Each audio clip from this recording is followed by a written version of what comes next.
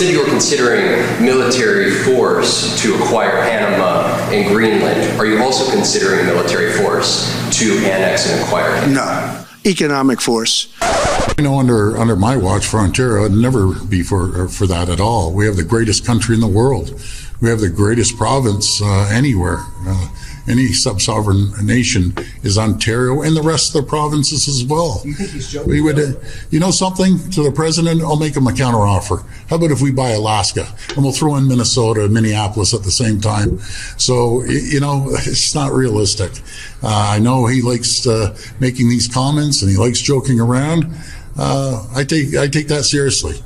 He may be joking, but under my watch, that will never, ever happen. There's a saying for the American tourist who travels abroad and expects the store owner to speak English and gets upset.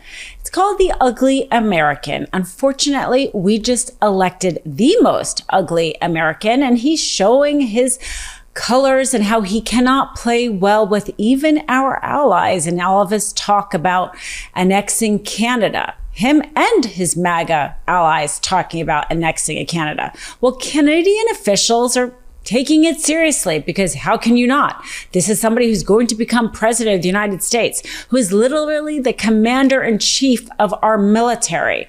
Mr. Trump, please, before making public pronouncements that Wayne Gretzky should run for prime minister, give yourself or get yourself a briefing on the nature of parliamentary democracy, a Westminster parliamentary system, and a constitutional monarchy where no one runs for prime minister.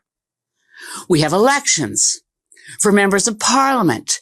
We don't get to pick and choose among our billionaire friends for who gets a seat at the cabinet table. If they're not an elected member of parliament, well, Canadian system is different from that of the United States of America. I suggest that Mr. Trump find one of his grandchildren's school books and look at the year 1776, which may explain a few things to him about why our systems of government are different. I don't want to belittle Mr. Trump, but on the other hand, hey, Donald, have we got a deal for you? You think we want to be the 51st state? Nah, but maybe California would like to be the 11th province. How about it? California? Oregon, Washington, you've got geography in common with us. And not only that, we've already got a carbon trading system between California and Quebec. You cannot assume that everything Trump says is a distraction, although it probably is, or something about his own ego, which it probably is. But we are on their border, and they have to, unfortunately, think about the things that Trump says, take it seriously, perhaps prepare responses. Well, this is what the Canadian premier had to say about Trump and his allies talking about taking over parts of Canada, if not all of Canada.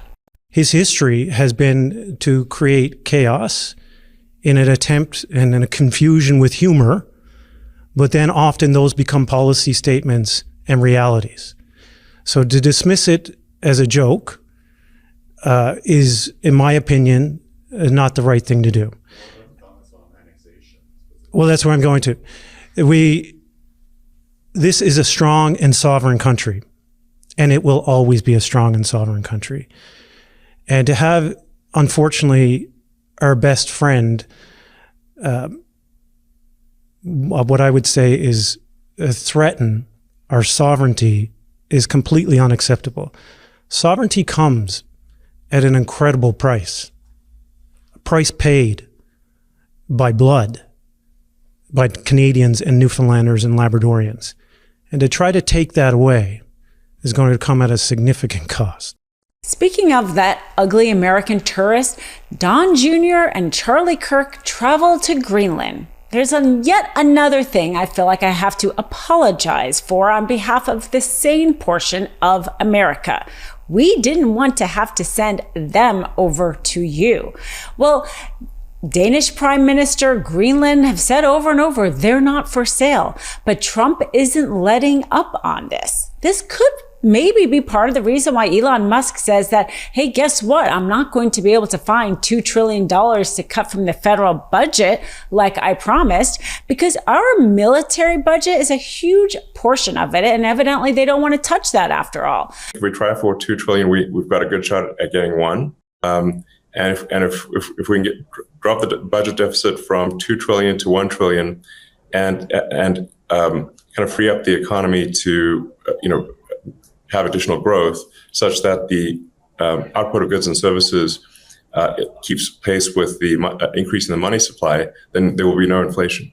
Elon Musk is dropping his claim that he could cut $2 trillion from the federal budget, now saying half of that would be ideal. The co-chairman of the Department of Government Efficiency called the $2 trillion target the best case outcome, but said that half of that, $1 trillion, would create no inflation and be a, quote, epic outcome. Musk did not offer specific targets where the government can save in the interview. In terms of saving money in the government, well, as you know, it's a very target-rich environment for saving money. Like if you look at any direction, it's like people's like, where will you find places to save money? I'm like, it's like being in a room full of targets. Like you could close your eyes and you can't miss. DOGE currently has no direct power to make spending or regulatory cuts to the federal government, but Musk has strong influence in the MAGA wing of the Republican Party. Representative Jared Moskowitz has been supportive of some of DOGE's initiatives, becoming the first Democrat to join the DOGE caucus. Moskowitz said, quote, "If there are people with legitimate suggestions on how we can improve government efficiency, bring technology to government, or figure out where there's waste and fraud to save taxpayer dollars, we should do that." Trump said that he was anti-war and we're spending too much on war. Well, surely the military budget would have been a place to cut from. But now that he's talking about taking over Greenland, Panama, and Canada, they're not talking about cutting that military budget. Could be why he can't even find close to that $2 trillion to cut from.